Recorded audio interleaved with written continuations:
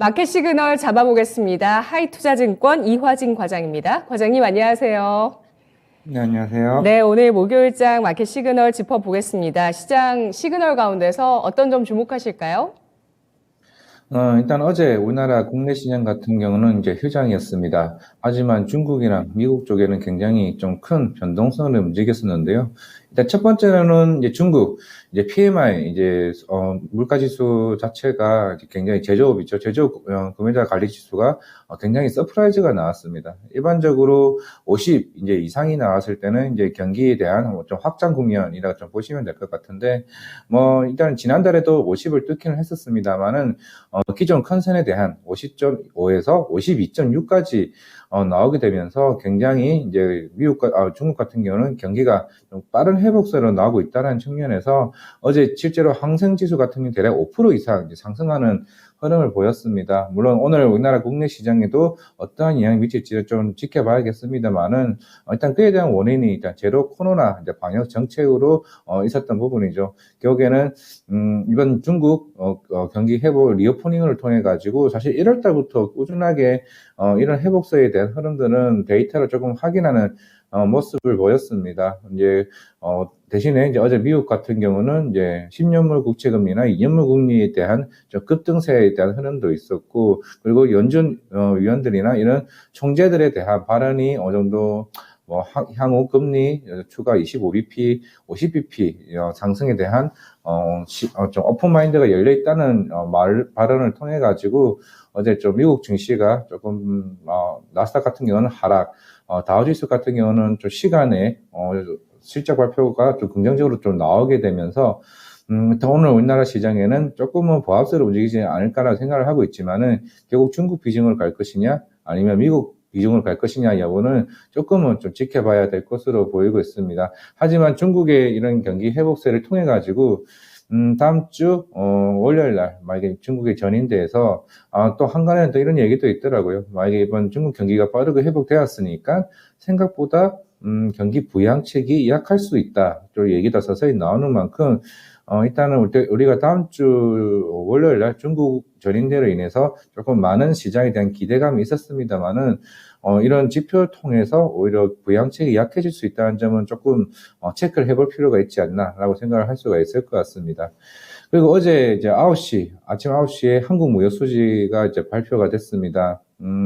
일단 적자는 지속적으로 진행될 것으로 예상을 했습니다만은, 일단 저는 개인적으로 그나마 조금 긍정적으로 볼 수 있는 게, 지난 1월 달 이제 무역 수지 같은 경우는 대략 한 127억 달러 적자가 나왔습니다. 하지만 그에 반해서 어제 나온 2월 달 이제 무역 수지 적자 같은 경우는 대략 55억 정도, 거의 절반가량, 축소가 되었다는 점은 조금은 긍정적으로 좀 봐야 되지 않나라고 생각을 하고 있기 때문에, 물론 향후에 3, 4, 5월 달 정도는 어느 정도 날씨는 계절적인 측면이나 이런 부분에서 이 물가의 부담, 사실 이번 무역 수지가 안 좋았던 측면도 에너지에 있던 비중이 워낙 이제 컸기 때문에 실제로 뭐 난방비나 이런 관련된 이슈가 좀 포함되지 않았을까라는 좀 생각을 하고 있기 때문에 적어도 다음 달에는 조금 더 나아진 무역 수지가 나오지 않을까라고 생각을 하고 있고, 물론 아직까지는 이런 반도체 관련된 수출 급감이 일단 주 원인이 되기도 합니다. 결국에는 향후 대중무역 수지나 마찬가지로 이런 반도체에 대한 시장이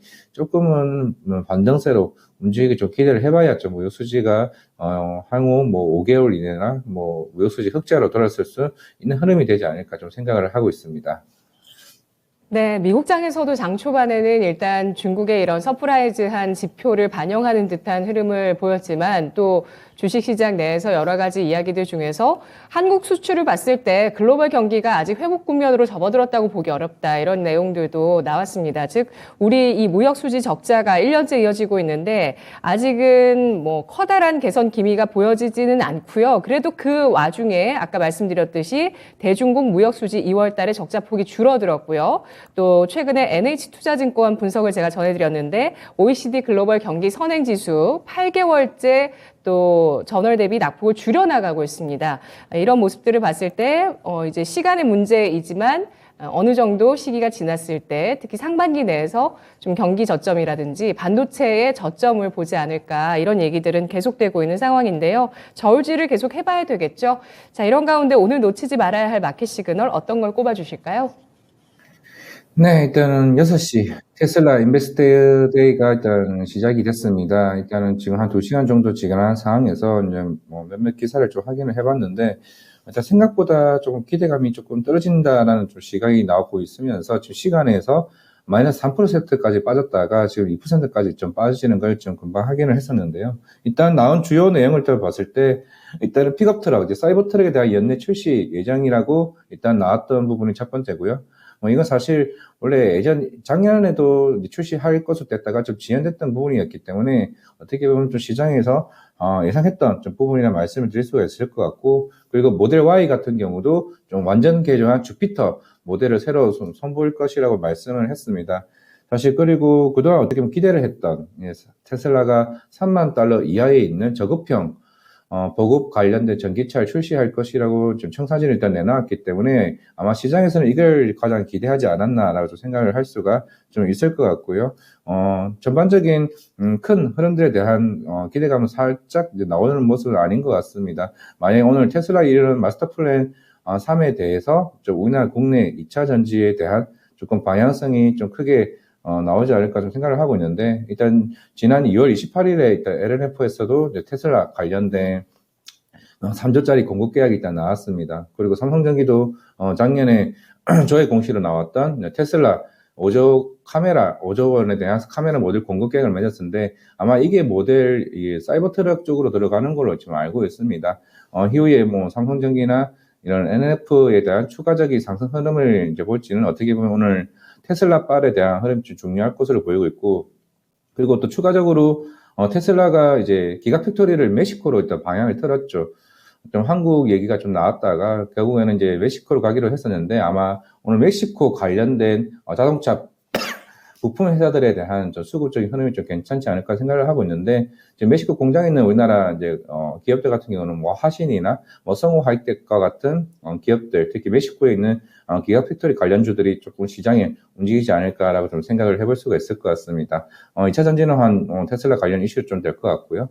그리고 이제 어제부터 이제 중국인들 같은 경우는 우리나라 국내에 입국하게 됐을 때 PCR 검사가 면제가 됩니다. 어떻게 보면 지금 중국 같은 경우는 지금 지표상으로도 굉장히 데이터가 좋게 나오는 흐름이기 때문에 실제로 우리나라 이제 리오프닝, 중국 그동안 사실 2주 동안 2, 3주 동안 중국 리오프닝 관련주들이 크게 재미를 못 봤었거든요. 단기 비자 관련된 제한도 해제가 됐음에도 불구하고, 물론 1월 달에 어느 정도 선반영 됐던 부분도 있었지만은 굉장히 흐름이 좋지 않았다는 측면에서는 오늘 시장에서는 어떻게 보면 중국 그 경기 회복에 대한 데이터로 인해서 이제는 우리나라 리오프닝에 대한 기대가 생각보다 좋아지지 않을까라고 생각을 하고 있는데, 지난 화요일에도 제가 방송에서 잠깐 화장품이나 이런 부분들은 조금 리오프닝에 대한 기대가 조금은 접어둬야 되지 않나라고 생각을 하고 있다라고 좀 생각을 했지만은, 과연 이 중국 관련된 이슈로 인해 가지고 면세점이나 특히 호텔신라나 그리고 아니면 롯데관광개발과 같은 이런 종목들에 대한 가장 어떻게 보면 탑픽으로 볼 수 있는 종목들은 좀 괜찮지 않을까 생각을 하고 있기 때문에 중국발 특히 10시 반에 중국 시장이 열리는 그쯤으로 인해서 우리나라 시장이 크게 조금 방향성이 빵면으로 움직이지 않을까 좀 생각을 하고 있습니다. 네. 그렇습니다. 중국 쪽 같은 경우는 뭐 일단 뭐 부양책에 대해서 기대를 낮추는 전망도 나오고 있다고 말씀하긴 해주셨는데, 우리 장에서는 금요일장에 여행주가 또 강세를 보이는 모습이었습니다. 일단 중국 리오프닝부터 좀 짚고 넘어갈게요. 그러면 중국 리오프닝 관련해서 일단 뭐 경기 부양책도 부양책이지만 일단 2월에 제조업, 비제조업 PMI 자체가 서프라이즈하게 나왔기 때문에 리오프닝에 대한 어떤 기대감은 또 조금 더 현실화되는 상황이거든요. 이랬을 때 지금 당장 움직일 쪽에서는 카지노부터 일단 관심 있게 봐야 된다는 의견이신 거죠? 맞습니다. 일단 네. 카지노 같은 경우는 지난 10월에도 일본 쪽으로 굉장히 무비자 허용이 되게 되면서 실제 데이터가 굉장히 잘 났습니다. 실적도 크게 반영이 됐고. 근데 이제 GKL이나 파라다이스 같은 경우도 사실 일본도 일본이지만 중국 비중이 사실 한 5% 정도 더 높거든요. VIP 드랍액이. 그러면 중국이 실제로 들어온다라고 가정을 했을 때 가장 이제 실적이 좋아지는 순서가 롯데관광개발 그리고 GKL, 그다음에 파라다이스 순으로 매출이 크게 향상되는 모습을 볼 수가 있기 때문에 아마 카지노 쪽에서는 어느 정도 긍정적인 흐름을 보이지 않을까 좀 생각하고 있습니다. 네, 알겠습니다. 중국 리오프닝주 그동안 낙폭이 좀 컸었는데요. 그 가운데서 1차적으로 여행주가 반등을 줬고요. 그 다음은 카지노의 움직임 단계적으로 체크를 해보겠습니다. 테슬라 인베스터데이 관련해서는 지금 나오고 있는 소식 중에서는 아까 말씀해 주셨던 전기차 사이버트럭 연내 출시 소식 나왔고요. 그리고 또 멕시코 대통령 통해서 발언이 나온 게 테슬라 쪽에서 기가팩토리를 멕시코의 몬테레이에 건설한다라는 확정 소식이 나왔습니다. 이게 인베스터데이에서도 좀 내용이 나오지 않을까 기대했던 부분인데 먼저 멕시코 대통령 발언 통해서 나오고 있는데요. 관련한 종목 아까 그 멕시코에 자동차 부품 공장이 있는 종목 설명을 해주셨고요. 추가적으로 기대하시는 인베스터데이에서 나올 수 있을 만한 것들 중에서 기대하시는 부분 있으신지 궁금하고요. 또 우리 정부 관계자가 비밀리에 미국행을 하고 있다는 또 보도가 하나 나왔습니다. 테슬라 기가팩토리 유치에 대한 물밑 작업을 하기 위해서 지금 미국행 정부 관계자가 하고 있다 이런 내용도 또 나온 게 있잖아요. 이와 관련해서 우리 경제에 받는 수혜에 뭐가 있을지 이 두 가지 질문 답변 주시죠. 네, 일단은 3월 되면은 이제 미국에 이제 IRA 관련된 좀 이슈가 있는 만큼 결국에는 이제 테슬라 이제 인베스트 데이 이후에 과연 이제 멕시코 기가팩토리도 마찬가지겠지만은 결국에는 이제 추가적인 배터리 셀에 대한 수요가 좀 굉장히 커질 것으로 보이고 있기 때문에 지금 딱 이 타이밍이 결국에는 차후에 뭐 한국을 하든 뭐 멕시코를 하든 결국 테슬라 입장에서는 이런 배터리를 확보하는 게 좀 굉장히 중요할 것으로 보이고 있습니다. 뭐 그래서 일단 화요일날 뭐 LNF 추가 수주가 계속 나왔고 오늘 사실 시장에서도 계속 뭐 에코프로비엠이나 LNF나 이런 관련된 추가 수주 소식은 꾸준히 좀 나올 수 있을 것이라 보고 있습니다. 그런 협상적인 측면에서 지금 미국행으로 전반적으로 움직였다라고 생각을 하고 있고 물론 이런 IRA 관련해서 아직 뭐 어제 같은 경우는 좀 반도체 좀 이슈로 있어가지고 반도체 관련도 조금 부정적인 흐름으로 좀 시장에서는 보는 것 같기는 한데 이와 관련된 2차 전지 쪽에서는 조금 더 기대해볼 왜냐하면 최근 핵심 광물 전략 발표를 했던 만큼 중국 의존도를 줄인다고 시장에 크게 얘기를 해놓은 상태이기 때문에 이런 배터리나 이런 양극재와 관련된 향후 공급에 대한 이슈를 조금 본격적으로 회의를 하기 위해 좀 기대를 해보지 않을까라고 생각을 하고 있고 사실 테슬라 같은 경우는 물론 이제 모델 Y 주피터도 금방 얘기를 했고 사이버 트럭에 대한 사실 미국 같은 경우는 사실 세단보다는 픽업 트럭에 대한 수요가 굉장히 좀 크다라고 좀 볼 수 있는 측면이고 이제 지난주부터 꾸준하게 관련된 영상들이 좀 많이 인터넷상으로 지금 굉장히 돌고 있기 때문에 이런 사이버 트럭에 들어가는 납품하는 이제 배터리나 양극재나 이와 관련된 실리콘 음극재 같은 부분도 이런 굉장히 하이엔드급이라고 좀 봐야 되기 때문에 관련된 수주 부분에 대한 기대가 향후에 좀 긍정적이지 않을까라고 생각을 하고 있습니다. 네, 알겠습니다. 어디에 지어지는 것보다 더 중요한 건 테슬라가 많은 배터리를 확보해야 된다는 점이다라고 강조해 주셨고요. 마지막 질문 드리겠습니다. 삼성전자가 6만 원 선 지지할지 주목되고 있는데 오늘 나오고 있는 소식 중에서 삼성전자가 전력반도체 태스크포스를 꾸렸다는 소식도 나오고 있습니다. 삼성전자 6만 원 선 지지할까요? 일단은 뭐 그동안 삼성전자 같은 경우는 사실 반도체에 대해 어느 정도 회복이 만약에 하반기를 본다 그렇게 되면 이제 6개월 정도 선반영하는 영향이 있습니다.